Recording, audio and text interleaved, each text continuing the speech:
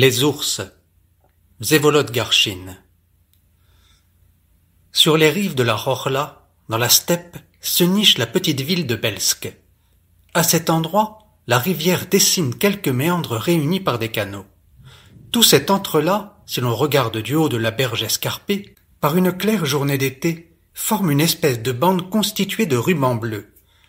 Cette berge domine la vallée de la Rorla d'environ 50 sagènes. Elle est si abrupte qu'on la croirait coupée d'un coup de couteau géant. Et on ne peut l'escalader à partir de l'eau jusqu'en haut où commence la steppe infinie qu'en s'agrippant aux buissons de fusains, de rièbles et de coudriers qui tapissent la pente. De là-haut, la vue porte sur une quarantaine de verstes alentour. À droite, vers le sud, et à gauche, vers le nord, s'étirent les collines de la rive droite de la Rorla, plongeant abruptement dans la vallée comme celle d'où nous contemplons le panorama. Certaines d'entre elles blanchoient, la terre laissant à nu leurs crêtes crayeuses. Les autres sont en grande partie recouvertes d'une herbe basse desséchée. Plein ouest s'étend la steppe illimitée, qui s'élève lentement avec des plaines jaunes envahies de forbes, ses blés verdoyants, ses terres en friche noire lilas, ses îlots de Sparte gris argentés. Vue d'ici, elle paraît plate. Seul un œil exercé peut y saisir les lignes fuyantes des failles et des ravins invisibles. Ici ou là, on devine un très ancien tumulus labouré et confondu avec le terrain, sans femme de pierre. Cette dernière décorant, qui sait, la cour de l'université de Kharkov en qualité de monument sciite, mais peut-être aussi emportée par un moudjik et murée dans la paroi d'une étable quelconque. En bas, la rivière s'étire en ruban bleu du nord au sud, s'éloignant de la paroi escarpée dans la plaine ou s'en approchant au point de couler à l'aplomb de la muraille. Des taillis de vignes sauvages la bordent, des pins. Près de la ville, ce sont des pâturages et des jardins. À une certaine distance de la rive, du côté de la plaine, s'étirent tout au long du cours d'eau des bancs de sable mouvants, retenus à grand-peine par des oserets rouges et noirs, et un épais tapis de sarriette mauve et parfumée. C'est au milieu de ces sables, à environ 2 verstes de la ville, que s'abrite le cimetière. Vu d'en haut, on dirait un oasis surmonté du clocher en bois de l'église. La ville elle-même ne présente rien de remarquable en soi, et ressemble beaucoup à toutes les villes provinciales, quoiqu'elle s'en distingue par l'étonnante propreté de ses rues, laquelle ne résulte pas tant des soins de la municipalité que du terrain sablonneux sur lequel elle est bâtie. Ce terrain pompe littéralement toute l'humidité quelque quantité qu'en produise le ciel déchaîné, compliquant ainsi la vie des cochons qui en sont réduits à se chercher des coins propices à au moins 2 verstes des maisons, dans la vase et la boue de la berge. En septembre 1875, Belsk était fortement perturbé. Le silence habituel était rompu, partout. Au club, dans les rues, sur les bancs près des portails, dans les maisons avaient lieu de bruyantes discussions. On aurait pu penser que l'assemblée provinciale du district, qui se tenait alors, émouvait à ce point les habitants. Mais il y avait eu de telles assemblées auparavant, assorties d'élections et de scandales, qui n'avaient eu aucun effet sur les Belskiens. Quelquefois 2 citoyens se rencontrant dans la rue échangeaient de courtes phrases. « Vous y étiez » dit l'un avec un regard à la maison où siégeait la réunion. « J'y étais » répond l'autre avec un geste désabusé. Mais son interlocuteur, habitué à cette manière de s'exprimer, comprenant à demi-mot de quoi il retourne, laisse tomber. « Qui ?»« Ivan Petrovitch. »« Contre qui ?»« Ivan Parfenitch. » On rit et on se sépare. Mais aujourd'hui, ce n'était pas ça. La ville bruissait comme en période de foire. Des hordes de gamins couraient en direction du package municipal et revenaient. Des hommes de forte stature, vêtus de costumes d'été en toile ou en soie, se dirigeaient vers le même lieu. Les élégantes de la ville, portant ombrelles et robes paniers, on les portait alors, occupaient toute la largeur de la rue, de sorte que le jeune marchand, Rogatchev, voyageant en cabriolet tiré par un étalon gris pommelé, était obligé de se serrer contre les murs peints des maisons. Les jeunes dames étaient accompagnées de leurs cavaliers locaux en paletot gris à col de velours noir, avec canne, chapeau de paille ou, c'était selon, casquette à cocarde. Les frères Isotov, meneurs de toutes les réjouissances collectives, qui savaient hurler au cours des quadrilles, grand rond et au rebours, étaient bien entendu présents, donnant des informations aux dames de leur connaissance. Ils sont venus du district de Valouisk. Ils ont occupé la moitié du package jusqu'au bord même de la rivière, disait Léonide, l'aîné. J'ai admiré la vue du haut de la muraille, ajoutait Constantin, qui ne dédaignait pas s'exprimer avec recherche. Un tableau remarquable.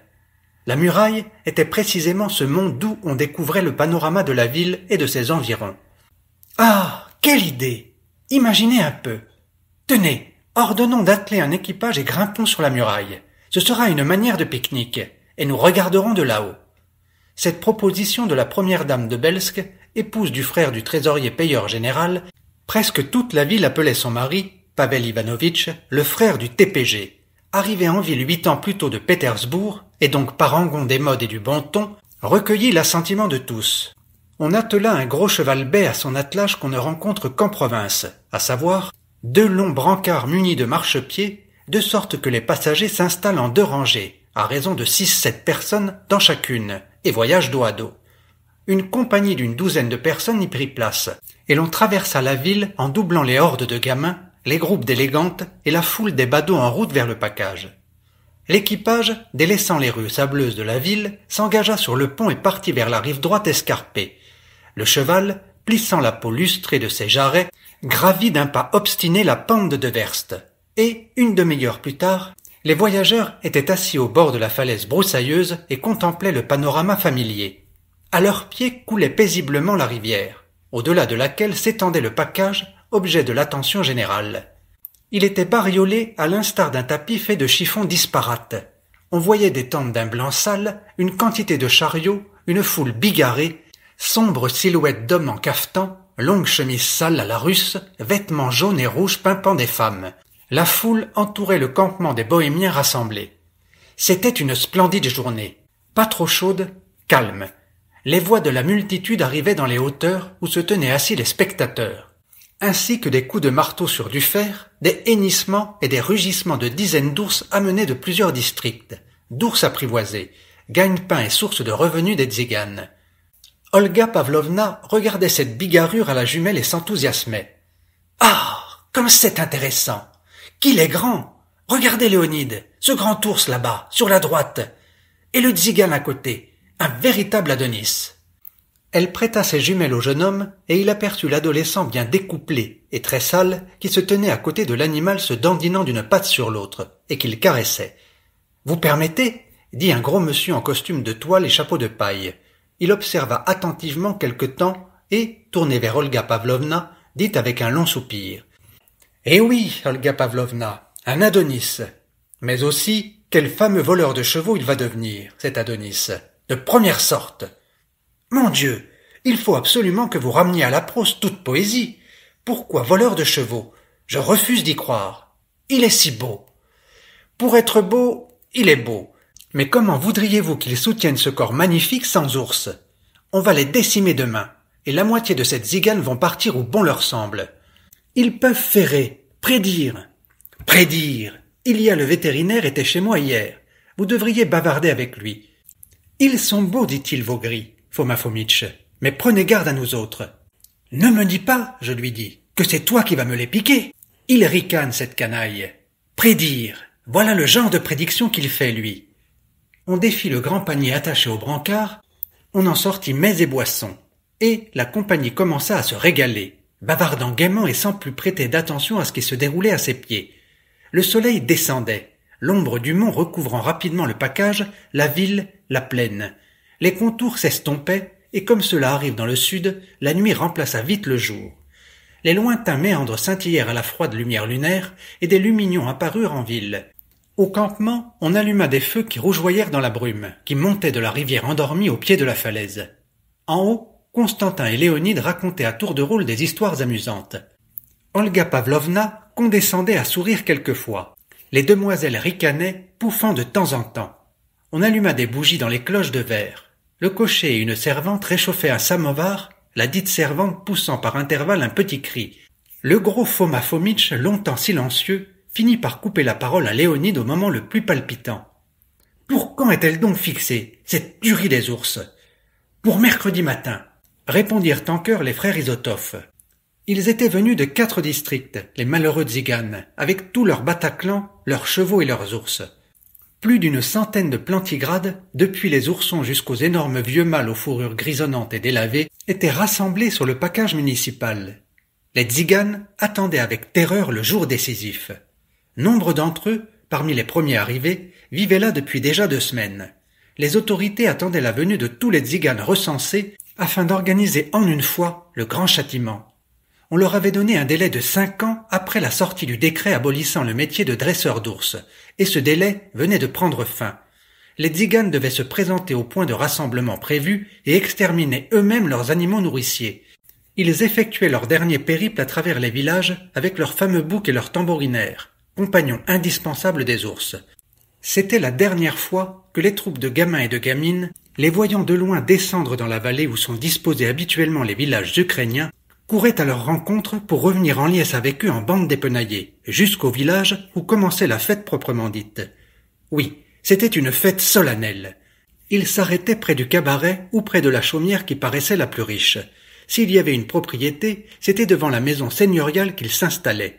Et alors débutait la représentation.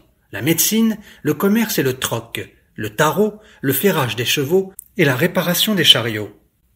Ah, que n'y avait-il de joie et de mouvement cette longue journée estivale jusqu'au soir, l'heure où les tziganes quittaient le village pour le champ de chaume, y dressant leur tente ou tendant simplement une toile sur des piquets, allumant des feux et préparant le dîner. Jusqu'à une heure avancée, la foule se pressait aux abords du campement. « Allons, il est temps !» dit mon père à son petit garçon. « Un petit peu encore un petit peu !» Le père lui-même n'avait pas trop envie de s'en aller. Nous étions assis sur une carriole de course, le vieil hongre Vaska, la tête tournée vers les feux et les oreilles pointées vers les ours, se tenait tranquille en soufflant parfois. Les flammes projetaient une lumière rouge tremblante et des ombres mouvantes. Une brume légère s'élevait d'une dépression, et derrière le camp s'étirait la steppe. Les ailes sombres d'un moulin à vent se dessinaient sur le ciel. Au-delà, c'était un espace mystérieux, une obscurité nimbée de gris argenté. Les bruits du camp n'étouffaient pas les infimes mais purs sons de la steppe nocturne. C'était tantôt le chant triomphal des grenouilles dans une mare, tantôt le cri hâtif et régulier d'une grinette. Tantôt, c'étaient les cailles qui se mettaient à crier leur « Pitpainum, pitpainium », ce qui veut dire « allons boire ». Tantôt, c'étaient des sons énigmatiques, inouïs, qui arrivaient d'on ne sait où, faibles et harmonieux. Qu'était-ce donc? Le bourdon d'une cloche éloignée, apporté par le vent léger, ou la voix de la nature dont la langue nous est inintelligible. Cependant, au camp, tout s'apaise. On éteint peu à peu les feux inutiles. Les ours en bougeant font tinter leurs chaînes et grognent par moments sous les télegs auxquels ils sont attachés. Les tziganes s'installent pour la nuit. L'un d'eux s'est quelque peu éloigné et, d'une voix de ténor, il entonne une étrange chanson dans sa langue natale. Elle ne ressemble pas à celle des tziganes moscovites, ni à celle des chanteuses d'opéra. Elle a son style, elle est sauvage, mélancolique, elle sonne bizarrement à l'oreille. Elle provient d'un endroit inconnu de cette obscurité. Nul ne sait quand elle a été composée, ni quelle steppe, forêt ou montagne l'ont engendrée. Elle demeure un témoin vivant des temps révolus qu'a oublié même celui qui la chante maintenant, sous un ciel étincelant d'étoiles, dans une plaine qui lui est étrangère. « On part !» dit le père. Vaska, un peu engourdi, se met courageusement en branle, et l'on dévale la route sinueuse jusqu'au fond du vallon. La poussière volette sous les roues pour retomber aussitôt, comme endormie, sur l'herbe qu'humidifie légèrement la rosée. « Papa, est-ce que quelqu'un connaît le tzigane ?» Eux, bien sûr, ils le savent, mais autrement, je n'ai jamais vu personne qui ait pu parler avec eux. J'aimerais apprendre, je voudrais savoir ce qu'ils chantaient. Papa, ils sont païens? Peut-être qu'ils chantaient ces dieux. Comment ils vivaient, comment ils guerroyaient. Nous sommes rentrés à la maison et me voici sous la couverture, tandis que mon imagination travaille et engendre d'étranges images dans ma tête posée sur l'oreiller. À l'heure actuelle, on ne promène plus d'ours de village en village. Les tziganes eux-mêmes se sont fait rares. Ils vivent en majeure partie aux endroits où ils ont été enregistrés. Parfois seulement, ils rendent tribut à leur séculaire habitude, prennent le chemin des packages, tendent leurs toiles enfumées et vivent par familles entières, s'occupent de ferrer et soigner les chevaux et de maquignonnage. C'était un chef-lieu, non loin de l'hôpital et de la place du marché, sur un lopin de terre non encore construit, à côté de la route postale. Les tziganes avaient édifié toute une petite cité. Seuls les visages basanés aux grands yeux, les cheveux bouclés, la vêture maculée des hommes et les chiffons sales et bariolés des femmes, ainsi que les enfants nus au corps de bronze, me rappelaient l'image antique des libres campements de bohémiens. Des baraques provenaient des bruits de ferraille. Je jetai un œil dans l'une d'elles, un vieillard fixait des fers. J'admirai son travail et m'aperçus qu'il ne s'agissait plus d'un de ces anciens maréchaux ferrants, mais d'un simple ouvrier travaillant sur commande, et pressé d'expédier ce travail afin d'en entamer un autre au plus tôt. Il ferrait cheval après cheval, jetait les fers usagés en tas dans un coin, il œuvrait avec un air sombre, concentré, dans la hâte. C'était dans la journée. Passant par ici le soir, je jetai un œil de rechef et vis le vieillard occupé à la même tâche. On se serait cru à la fabrique. Il était étrange de voir un campement de tziganes quasiment au centre-ville, entre hôpital du district, le marché, la prison et une place d'armes où les soldats apprenaient à défiler. On entendait de continuels « Armes à l'épaule !» et « Présentez armes !» tout près de la route sur laquelle le vent soulevait des nuages de poussière qui l'emportaient jusqu'aux baraques de planches, jusqu'au feu avec les chaudrons dans lesquels les femmes emmitouflées dans leurs châles multicolores faisaient cuire la nourriture, et jusqu'aux tziganes et jusqu'à leurs enfants nus. Ils étaient de village en village, donnant leur ultime représentation. Les ours montraient pour la dernière fois leur artistique prestation. Ils dansaient, luttaient, imitaient les garnements volants des pois et la démarche d'une jeune beauté et celle d'une vieille femme. Pour la dernière, on leur offrait une gâterie. Un verre de vodka que la bête, dressée sur ses membres antérieurs, prenait entre ses pattes de devant, portait à son mufle velu et, la tête rejetée en arrière, déversait dans sa gueule, après quoi elle se pourléchait et manifestait son contentement par un rugissement modéré empli de soupirs bizarres. Pour la dernière fois, des vieux et des vieilles venaient recevoir des tziganes la seule médication fiable, éprouvée, qui consistait en ceci. S'allonger par terre sous un ours, lequel se couchait la panse sur le patient, ses quatre pattes légèrement écartées, gardant la position jusqu'à ce que le tzigane jugeât que c'était suffisamment long. Pour la dernière fois, on les faisait entrer dans les chaumières. Et avec cela, si l'ours consentait à entrer de bon gré, on le menait dans le coin des icônes, où on l'asseyait en se réjouissant de son accord comme d'un signe favorable.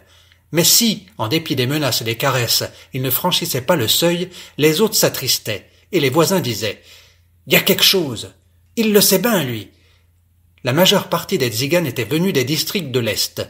Ils avaient donc dû descendre vers Belsk par la pente de 2 verstes, et, avisant de loin le lieu de leur malheur, cette ville, avec ses toits de paille et de fer, ses 2-3 clochers, les femmes s'étaient prises à geindre, les enfants à pleurer, et les ours, par solidarité, ou, qui sait, ayant compris les propos humains de leur cruel destin, à hurler de telle façon que les charrois de rencontre quittaient la route afin de ne pas effrayer les bœufs et les chevaux, tandis que les chiens qui les accompagnaient se terraient en couinant sous les roues mêmes, là où les Ukrainiens gardent leur peau de goudron avec le bâton à badigeonner.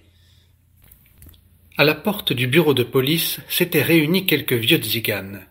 Ils s'étaient vêtus avec soin afin de faire bonne figure devant les autorités. Ils avaient tous des habits de drap noir ou bleu avec des ceinturons d'argent niellés, des chemises de soie ornées d'un fin galon au col, des culottes bouffantes et des bottes. Chez quelques-uns, décorées d'un dessin sur la tige, la plupart portant un bonnet de mouton. Cette toilette n'était arborée que dans les circonstances les plus solennelles. « Il dort ?» demanda un tzigane de haute taille, très droit, au teint jauni par l'âge, à un des policiers qui sortait du poste, l'un des 11 chargés de faire régner l'ordre à Belsk. « Il se lève, s'habille, on va vous appeler », répondit le policier. Les vieux, qui jusque-là étaient restés immobiles, assis ou debout, s'animèrent et se mirent à parler entre eux. L'aîné sortit quelque chose de la poche de son pantalon, les autres l'entouraient en fixant l'objet qu'il tenait. « Ça ne donnera rien, dit-il enfin. Qu'est-ce qu'il y peut? Est-ce que ça vient de lui? Ça vient de Pétersbourg. C'est le ministre en personne qui a donné l'ordre. On tue les ours partout. Essayons, Ivan. Il y a peut-être un moyen, dit un autre vieux. Essayez, on peut, renvoya sombrement Ivan. Seulement, il va prendre nos sous et nous aidera en rien. On les appela auprès du chef de la police. Ils pénétrèrent dans l'entrée, et quand vint à leur rencontre un homme moustachu en uniforme déboutonné, qui laissait voir une chemise de soie crue, les vieux se jetèrent à ses pieds. Ils le supplièrent en lui tendant l'argent. Beaucoup pleuraient. « Votre honorable seigneurie, disait Ivan, jugez vous-même. Qu'adviendra-t-il de nous? Nous avions des ours. Nous vivions en paix sans causer de tort à personne. Il y a des gaillards chez nous qui ont de mauvaises pensées. Mais, votre seigneurie, les voleurs de chevaux russes ne manquent pas non plus. Nos animaux n'ont jamais fait de mal à qui que ce soit. C'était la joie pour tous. Et maintenant, que va-t-il se passer? Nous devons errer de par le monde, mais non point être voleurs ou vagabonds. Nos pères et leurs pères menaient les ours. Nous ne savons pas labourer la terre. Nous sommes tous maréchaux ferrants. Et c'était bien de l'être en allant chercher le travail de par toute la terre. Or maintenant, le travail ne viendra pas tout seul à nous. Et nos jeunes gaillards deviendront voleurs de chevaux. Il n'y a plus d'issue, votre seigneurie. Je vous le dis comme si j'étais devant Dieu. Je ne cache rien. On nous aura fait plus de mal qu'autre chose. À nous et à tous les braves gens, en nous ôtant nos ours. Peut-être vous aiderez-nous. Dieu vous le rendra, mon bon monsieur. Le vieil homme tombe à genoux en terre, courbé jusqu'au sol, devant l'officier de police. Les autres firent de même. Le major gardait une mine renfrognée, caressant ses longues moustaches d'une main, ayant fourré l'autre dans la poche de son pantalon de cavalier. Le vieux exhiba un assez gros portefeuille en cuir qu'il lui tendit. « Je n'en veux pas, » dit sombrement le policier. « Je ne puis rien faire. »« Vous devriez le prendre quand même, votre seigneurie, » fit une voix. « Peut-être que vous pourriez écrire quelque chose. »« Je ne le prendrai pas, » dit le policier un peu plus fort. « Il n'y a pas de raison. On ne peut rien faire. C'est la loi. On vous avait donné 5 années de sursis. Qui puis-je » Il écarta les bras d'impuissance. Les vieillards se taisaient, le chef de la police reprit. « Je sais très bien quel malheur c'est, et pour vous, et pour nous. Maintenant, il n'y aura plus qu'à surveiller les chevaux. Mais que puis-je y faire? Toi, grand-père, cache cet argent. Je ne prends pas d'argent pour rien. Par contre, si vos gaillards me tombent sous la main, alors ne m'implorez point. Mais prendre de l'argent pour rien, c'est contraire à mes principes. Allez, range ça le vieux, cet argent vous servira. Votre seigneurie, dit Ivan sans lâcher le portefeuille, permettez-moi d'ajouter un mot. Autorisez-nous à... Sa voix chevrota. Autorisez-nous à en finir demain. Nous sommes exténués, nous n'en pouvons plus. Cela fait 2 semaines que je suis arrivé avec les miens. Nos réserves sont épuisées. Il manque encore un contingent, vieillard. Il faut attendre. Déjà que la ville est en complète ébullition à cause de vous, il faut que ça soit fait en une seule fois. Ils sont arrivés, votre seigneurie. En venant chez vous, nous les avons vus qui descendaient la pente. Seigneur, accorde-nous cette faveur. Ne nous accable pas. Bon, s'ils sont arrivés, alors demain à 10 heures je viendrai chez vous. Avez-vous des fusils? On en a, mais pas tous. Dans ce cas, je dirai au colonel de la garnison de vous en donner. Dieu vous garde, j'ai grand pitié de vous, grand pitié. Les vieillards se dirigèrent vers la porte, mais le policier les héla. Et vous, attendez, voici ce que je peux vous dire. Allez voir l'apothicaire Foma Fomitch. Vous connaissez la pharmacie près de l'église. Dites que vous venez de ma part. Il vous rachètera toute la graisse d'ours. Elle lui servira pour ses pommades. Les peaux aussi peut-être. Il vous en donnera un bon prix. C'est vrai quoi. Inutile que tout cela se perde en vain. Les tziganes remercièrent et se rendirent en groupe à la pharmacie. Leur cœur se déchirait. Ils vendirent presque sans marchander les dépouilles de leurs amis. Foma Fomitch acheta tout le lard à 14 kopecks l'once, et il promit de rediscuter des pots plus tard. Le marchand Rogatchev, qui se trouvait là, racheta dans l'espoir d'une bonne affaire tous les jambons d'ours à raison de 5 kopecks la livre. Le même soir, les frères Izotov arrivèrent en courant chez le frère du TPG. « Olga Pavlovna! Olga Pavlovna! Ça a été fixé pour demain. Ils sont tous arrivés. Le colonel a même distribué des fusils. » Ils se coupaient mutuellement la parole. Foma Fomitch a acheté la graisse à 14 kopecks l'once, et Rogatchev les jambons. « Attendez, attendez, Léonide !» le coupa Olga Pavlovna. « Quel besoin Foma Fomitch a-t-il de ce lard ?»« Pour ses pommades, excellentes pour la repousse des cheveux. » Constantin en profita pour raconter un cas intéressant. Un certain chauve, qui se tartinait le crâne de graisse d'ours, s'était fait pousser des cheveux sur les mains, et il a été contraint de se les raser tous les 2 jours, conclut Léonide, sur quoi les 2 frères éclatèrent de rire. Olga Pavlovna sourit et devint pensive. Elle portait depuis longtemps déjà le chignon, et les renseignements sur la graisse d'ours lui allèrent droit au cœur.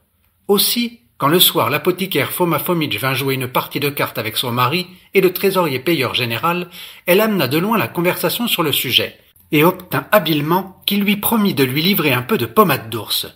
Sans faute, absolument sans faute, Olga Pavlovna, et même avec du parfum. Que préférez-vous, du patchouli ou de l'ilang-ilang? Le matin qui vint, froid et chagrin, était un vrai matin de novembre. Une pluie fine tombait irrégulièrement. Mais malgré cela, une foule nombreuse composée des deux sexes et de tous les âges était venue contempler au package le spectacle inédit. La ville se vida presque entièrement. Toutes les voitures privées, le seul fiacre de la ville, plusieurs phaétons, quelques droschkis et brancards étaient occupés au transport des curieux vers le campement, d'où elles repartaient en ville prendre de nouveaux passagers. Vers 10 heures, tout le monde était sur place. Les tziganes avaient perdu tout espoir. Le camp n'était guère bruyant. Les femmes s'étaient réfugiées dans les tentes avec les enfants en bas âge pour ne pas voir le massacre. Et l'on entendait de temps à autre un cri perçant. Les hommes s'activaient fiévreusement aux derniers préparatifs.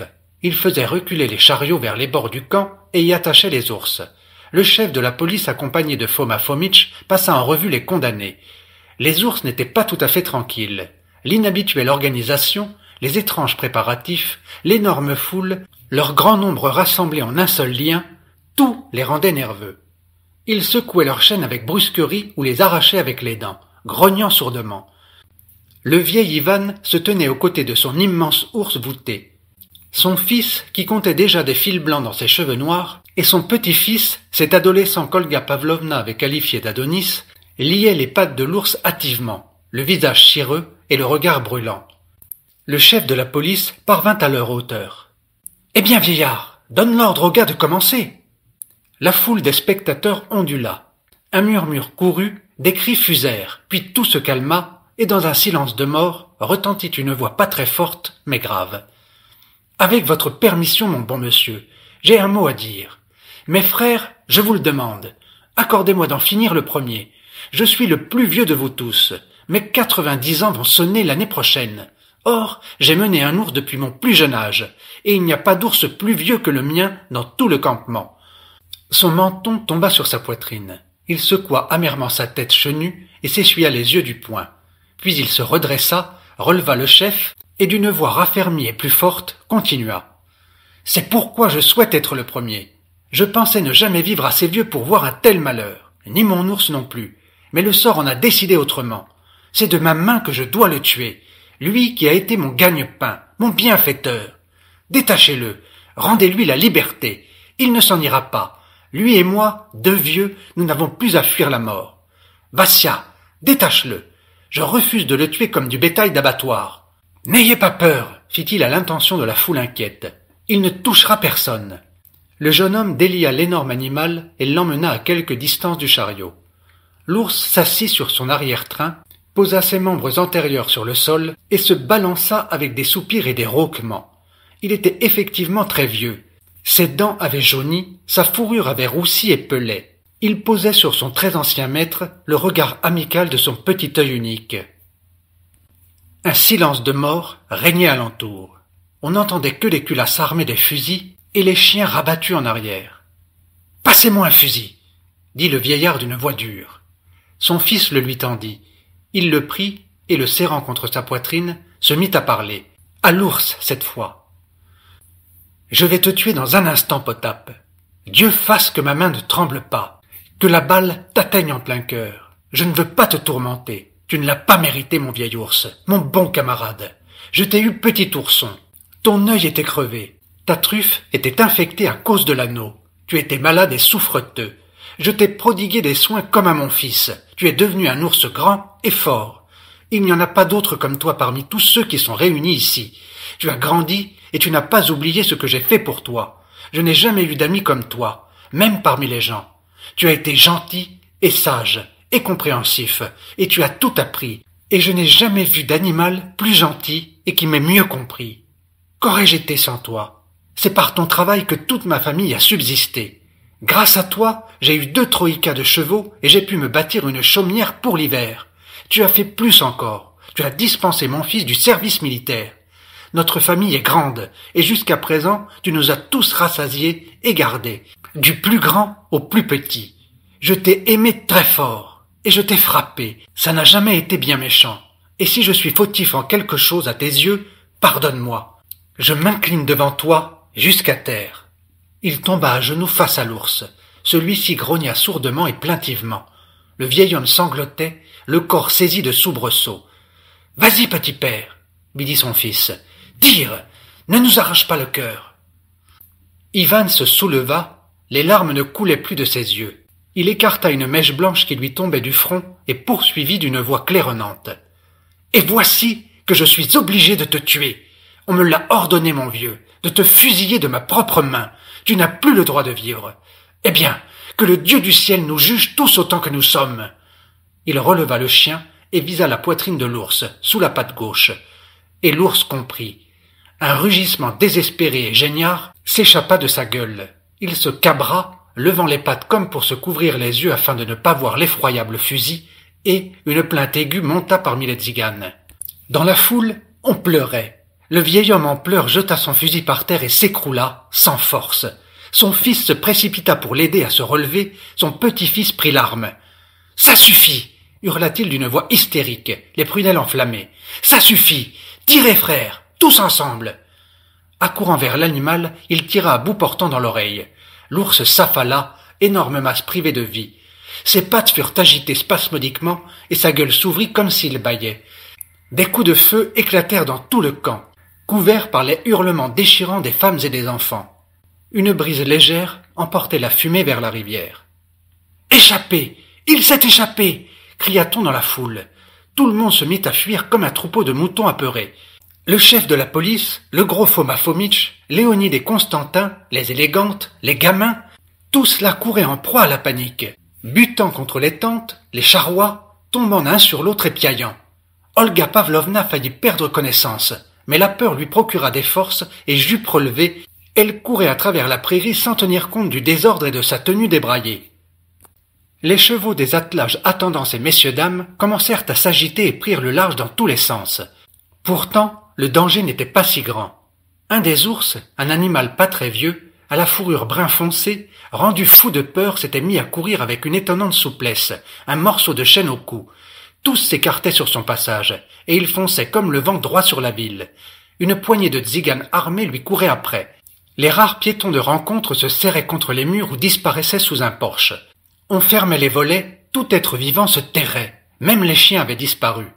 L'ours passa devant l'église, enfila la rue principale en faisant des écarts comme s'il lui cherchait un abri, mais tout était fermé. Il galopa devant les magasins, accueilli par les cris frénétiques des commis qui voulaient lui faire peur. Fila le long de la banque, du collège, de la caserne jusqu'à l'autre bout de la ville. Il s'engagea sur la route qui menait à la berge et s'arrêta. Ses poursuivants avaient pris du retard, mais bientôt une troupe apparut, qui ne comptait plus que des tziganes. Le chef de la police et le colonel arrivaient sur une carriole armée de fusils. Les tziganes et un détachement de soldats suivaient au pas de course. Léonide et Constantin collaient à la carriole. « Le voici! Le voici !» s'écria le chef de la police. « Feu! Abattez-le !» Des coups de feu retentirent. Une des balles toucha l'animal, empli d'un mortel effroi. Il se prit à courir encore plus vite qu'avant. À une verste de la ville, en amont sur la Rochla, se dressait un grand moulin à eau entouré de toutes parts d'une forêt épaisse. L'animal s'y dirigeait tout droit. Cependant, il perdit son chemin entre les bras de la rivière et les digues. Un vaste plan d'eau le séparait de la dense chênaie où il aurait pu trouver sinon le salut, du moins un sursis. Mais il ne se résolut pas à partir à la nage. À cet endroit croissaient des broussailles bizarres, comme il n'en pousse que dans le sud de la Russie et qu'on appelle lupulines.